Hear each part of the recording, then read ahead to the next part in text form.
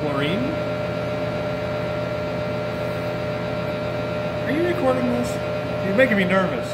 You're all right. I don't like being... Don't worry, I'll be the one swearing in it.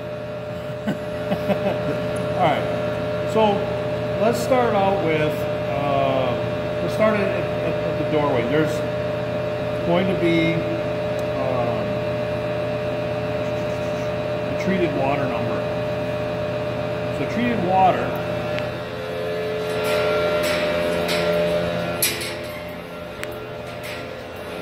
is this flow meter here. The bottom number is the number that you want. That's the total number. If it's running, you'll see the zero will be anything other than zero. And that one goes by the thousand, so it's not going to change all that fast. So while you're standing here, it'll still read, 6, 7, 6. And tomorrow it'll still be 6, 7, 6, and then the last three will probably change, maybe another 70 or 100,000 or something like that.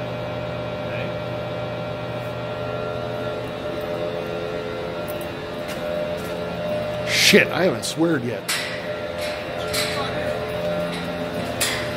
In order to turn any of the screens on, all you gotta do is touch it. Okay? I'll try to leave it just on filter overview. The filter overview, each of these, it says filter 1, 2, and 3. That's those vessels that are right behind us. Each one of them gets whatever one of these numbers are. Sometimes there'll be a little thing that it'll say that the filter regenerated. It'll be on the screen. So you click on this and you can't see everything because there's a little box in the middle that'll say that it regenerated. All you gotta do is push the OK that's by it and it'll go away. Doesn't matter. It's in the alarm panel. I can always get it. So you don't have to worry about that. So for each of these, you put in this top corner. Like this morning, this one was 5:55, so now it's 7:31. So top of this box, 7:31. You don't have to do any of the math. I just need to have the numbers. Over time, I can teach you guys about the rest of it, but for right now, we'll just get the numbers. All right.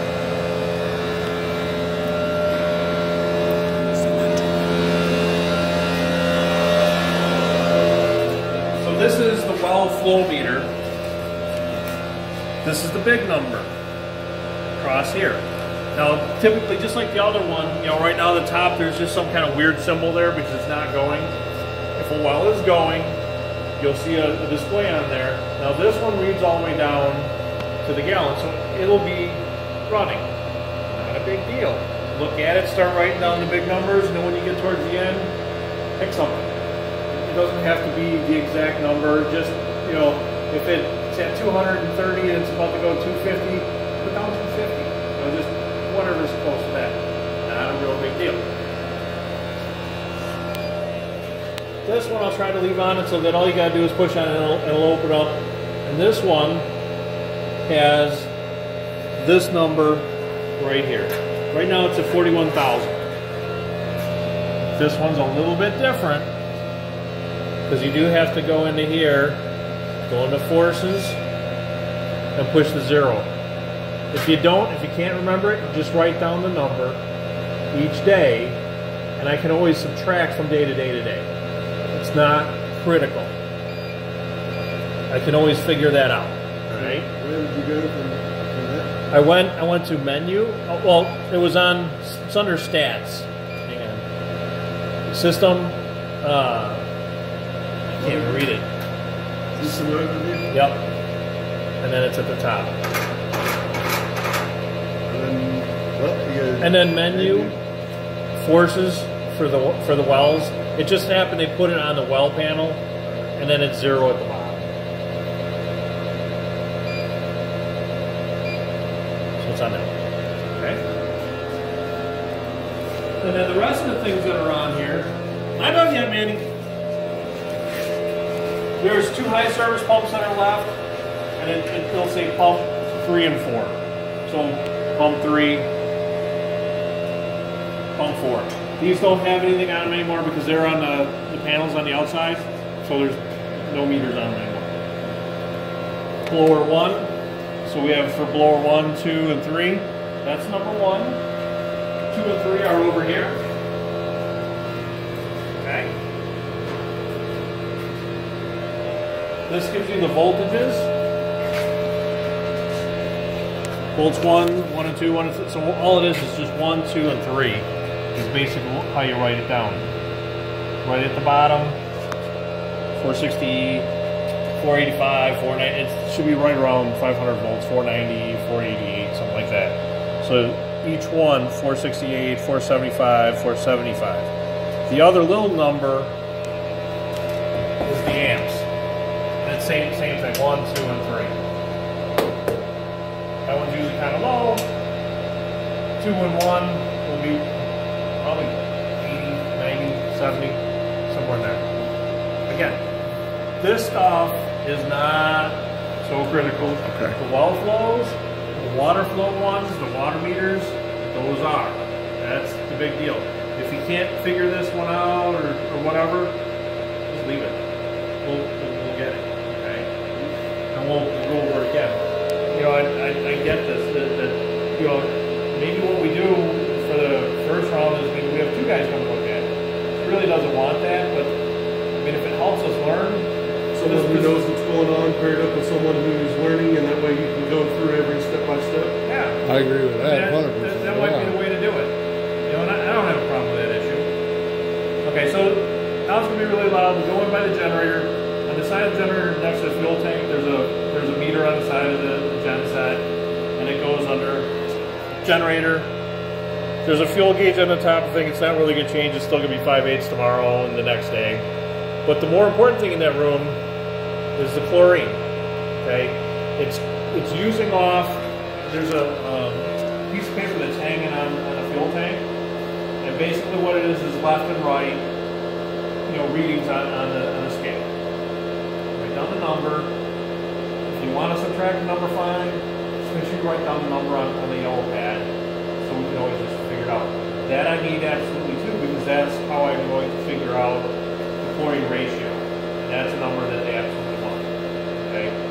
Do it right down in there. It's not a big deal. It's just so we have the information to get us. Okay? You want to go see the chlorine thing? Just so we've all seen it?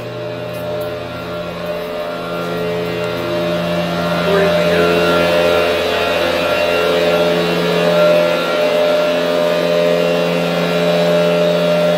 it's a scale left and right. Left and right figure. It's not.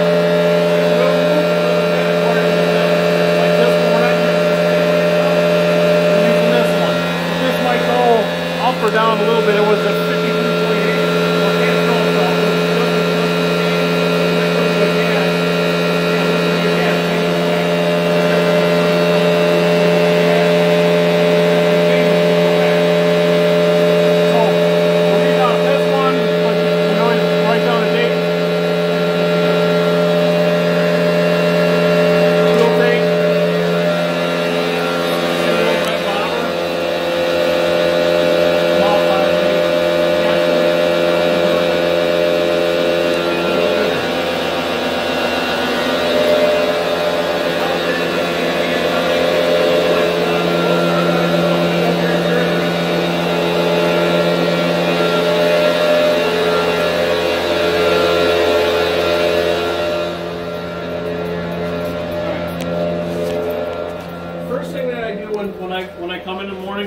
'em faucets.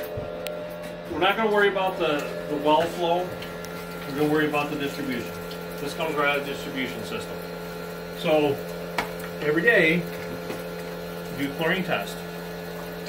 This is the cute little machine that does it. Little button in the middle turns it on. These little bottles that we use for it.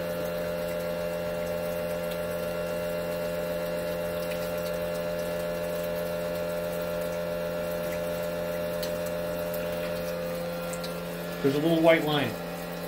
That's about how much water, when it sits flat, it should be in the bottle. The cap's on it. Put in the little machine.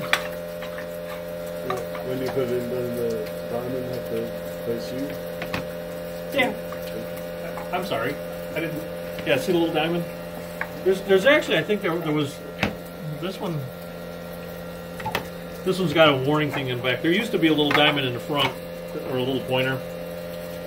Put the little cap on, and what you don't have to do this every time, but if you push the little blue button and you've done nothing to the sample, what it does is it zeroes the meter for whatever the water is at the time being.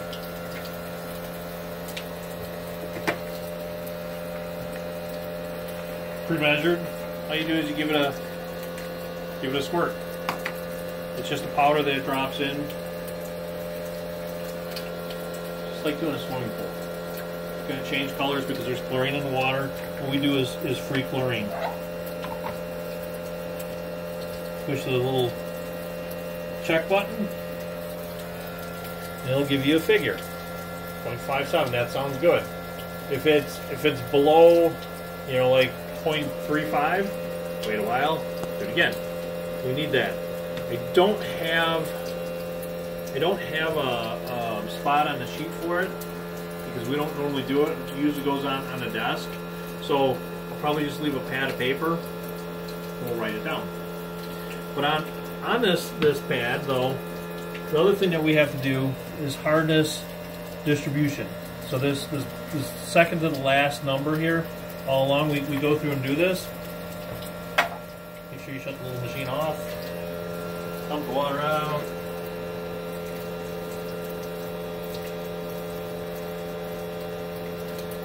Now, with the same water that's going, we'll take a hardness test out of it.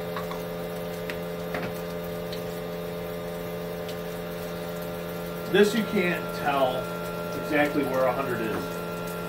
They give you a line to trying to fill this, because it's angular.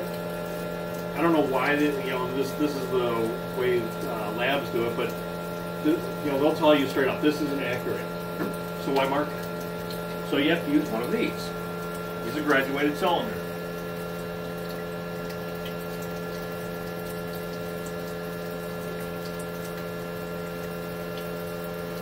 You get it close to 100.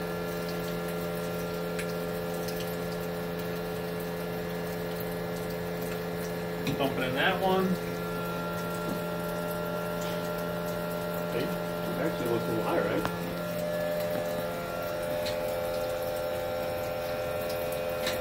So, in order to prop this, there's a buffer solution. This is the buffer solution. There's 2 marks on the little eyedropper. You need to do this twice, and it's got to be to the 1.0 milliliter line.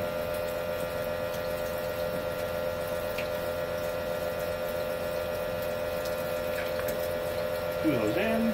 Try not to spill it. It won't hurt you. It's just a buffer solution. It just regulates the pH. But it's got like a weird smell. Then you get these little pillows of the indicator. There's a little line on it. You just tear the top off. Gotta make sure you get everything out.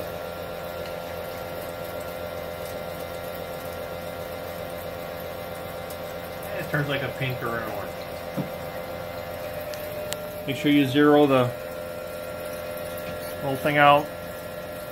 Your counter, just like anything out, like on a bike lock or whatever. Then you just take your thumb and you rotate it and keep swishing it. And basically what it should be, you can go kind of fast up to a point. It should be below 40, but once you get over 40, go and slow down. Because it could be in the 50s. Probably not. Probably going to be closer to, should be somewhere in the high 60s to the low 90s. But if you just keep watching it, you'll start to see a change. We're at 64. I mean, it doesn't look quite as red anymore. There it is. You guys can all see color, right?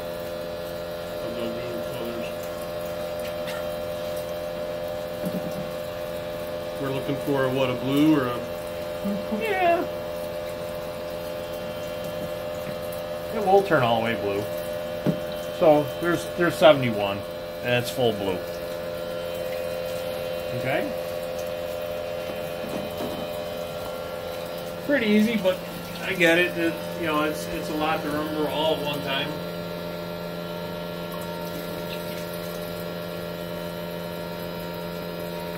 And then before you leave, just make sure you shut the water off. You know, when we do all our regular testing, you know, we'll run a well and we'll do the base hardness out of this. Should be somewhere around, you know, 230s, 240s. We'll do hardness out of each of the vessels once a week just to see that they're working right. Every day we normally take a finish out of the softeners to make sure that, you know, what we're putting in the tank is about where it should be. But I don't have. We do it for just you know, checks and balances to make sure everything's fine. The EPA doesn't require it. The EPA doesn't require us to do that one every day either. You know, they say once a week. Well, for here we're doing it. You know, we do it. But I mean, for the weekend we don't have to do that. Okay. So, shall we walk up on the lagoon real quick and take a peek? Question about it. Yeah. Is there anything on there that if it's way different to what is already on there that we should call here and be alarmed by it? Yeah. Generally, it won't be. But if it is, yeah, if you get like a huge amount of chlorine, if the chlorine's over, say, I'd say if the chlorine's over like a 7 or an 8, you know, 0.8, if it's over that, then there's an issue with the chlorinator. If you don't get any chlorine, there's an issue. You know, then you should definitely call and we'll see what's going on. The hardness, it would really have to be off for a while to really show a change. So if it say if the hardness was over 100, you know, then you can say something. It would really be hard for us to go down. I mean, if it's in the 60s, it's fine. I mean, if it was closing in on 0, we're doing way too much. But that's not really going to hurt anything. Obviously, if you come in here and there's water spraying, odd noises, something smells like it's on fire, you know, I mean, all the normal things. Or if there's no noise. Right, if it's dead and quiet, yeah, there might be something wrong. You know, it's like any other facility. The more you walk around it, you know, you get used to the different noises things make. You know, if you hear a pump run, you know, it should run about like what that one sounds like out there, just starting up slowly and running. If it starts making weird noises, well, maybe there's a problem with the bearing. You know, there's times when you probably walk in here and it's regenerating, and this pump down here makes a lot of weird noises. Generally, it's okay. It's got some issues too. It's not by any means perfect, but it's things that, you know, as you deal with it, you kind of get used to, and you go, okay, this is okay, maybe this isn't. But never feel afraid to call. You know, I would rather anybody call me and ask a question than ignore and go, we'll worry about it later, and it's, you know, devastating. It's never a stupid question. The only stupid questions are the ones that you don't ask. And I mean, that is probably the truest statement I've ever heard anybody tell me. Because if you don't know, there's only one way to find out. And anybody that would get pissed off at somebody, you know, making a phone call and asking a question is an absolute idiot. So, you know, don't worry about it. I'm never offended. Call. You know, it's always fine. All right. For the lagoon side, there's a different one. It looks, you know, kind of similar, but it's laid out. I didn't actually make the sheet to start with. So Saturday and, you know, Sunday starts off over here. So there's Saturday. So Joe will make sure. Oh my God, Joe didn't put out the new sheets yet? Jesus. So we'll have the new sheets laid out. But what this comes down to is we're going to do. There's two things that we do need to do up there. One of them, I'm not worried about the generator. One of them, we'll do a measurement on a lagoon, and I'll show you guys how to do that out of the wet well. It's really pretty easy with a little wheel. Basically set it on the top of the basin, and you lower it down in there with the thing on, and when it hits the water, you just measures the cap. It's intense. Yeah. It's not intense, it's intense. That's what. And then there's two meters that will read up there. There's the overflow meter, which you can see right in the cabinet. You don't have to open anything. Is the first one you come to on the center road. That's actually, so you'd be facing us right now. Where you make when you look at that one, you'll be facing south. Same thing. That one is always moving. You know, so you're going to have to read part of it and then make a guess for the end. And sometimes what I do, just to make it easy on myself, oh, it's close to the next 1,000. I'll just write it down as, you know, flat even 1,000. It doesn't matter. It's continuing to roll. So somewhere in there, it was what you said it was. You know, not a big deal. The other one is in the far cabinet, and we can run up there with the gators and we can show you what that looks like. Same thing as what we're looking at down here. Sometimes it'll be running. Most of the times, you know, you'll probably hit it in between. Now that we've got the new system up there, you don't really hear anything because the muffin monster's down in the pit and it's always on, so you don't hear the switchgear going on and off. All you'll see is just, you know, whether the number's up or it's at 0. Same thing. If it's off, read whatever number's there. If it's running, you know, write down as much that's true and then guesstimate the end part.